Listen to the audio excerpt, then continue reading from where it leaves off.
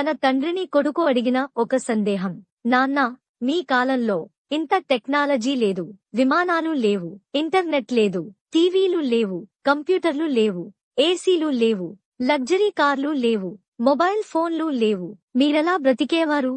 దానికి ఆ తరము తండ్రిగారు ఇచ్చిన ఆన్సర్: మీ తరమువారు ఈ రోజుల్లో ఎలాగైతే ప్రార్థన లేకుండా, మర్యాద లేకుండా, ప్లానింగ్ లేకుండా, క్రమశిక్షణ లేకుండా, పెద్దల ఎడల గౌరవం లేకుండా, మన చరిత్రపై అవగాహన లేకుండా, కుటుంబ విలువలపై ఏమాత్రం పట్టింపులు లేకుండా, ఏ మోరల్స్ లేకుండా రోజులు ఎలా గడిపేస్తున్నారో, మేము ఆ మోరల్స్ అన్నీ పాటిస్తూ ఆనందముగా జీవించాము. మేము మీలాగా వాహనం నడిపేటప్పుడు హెల్మెట్ ధరించలేదు.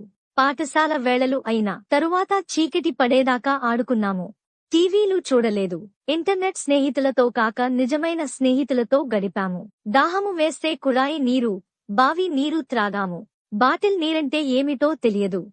ఒకే గ్లాస్లో నలుగురం జ్యూస్ త్రాగినా, కాకి ఎంగిలి చేసిన జామకాయలు తిన్నా మాకెప్పుడూ జబ్బులు రాలేదు. 3 పూటల అన్నమే తిన్నా మాకు ఊబకాయం రాలేదు.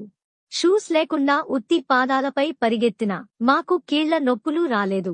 సొంత ఆట వస్తువులు తయారు చేసుకుని ఆడుకున్నాము. అష్టాచెమ్మ, 7 పెంకులు, కోతి కొమ్మచ్చి, వైకుంఠ పాళి ఆడుకున్నాము. బంధువులతో కలిసి మెలసి ఆనందముగా ఉన్నాము. పిలువకపోయినా స్నేహితుల ఇండ్లకు వెళ్లి వారి తినుబండారాలు ఆరగించాము. మావి బ్లాక్ అండ్ వైట్ ఫోటోలే అయినా వాటి వెనుక ఎన్నో మధుర స్మృతులు. బహుశా మా తల్లిదండ్రులు చెప్పినది ఆచరించిన చివరి తరం మేమే. మా వారసులు శాసించినది పాటించే మొదటి తరము మాదే కావచ్చు. అయినప్పటికీ మీ యాంత్రిక జీవితానికి యథాశక్తి సహాయపడుతున్న వాళ్లము. మేము ఒక లిమిటెడ్ ఎడిషన్ మోడల్స్ లాంటి వాళ్లము. అందుకే మా విన్నపము ఏమంటే, భూమిపైనుండి మేము వెళ్లిపోకముందే మా జీవితాల నుండి ఎంతో కొంత మా నుండి మీరు నేర్చుకోండి. మమ్మల్ని చక్కగా పెంచిన మంచి తల్లిదండ్రులకు వందనాలు.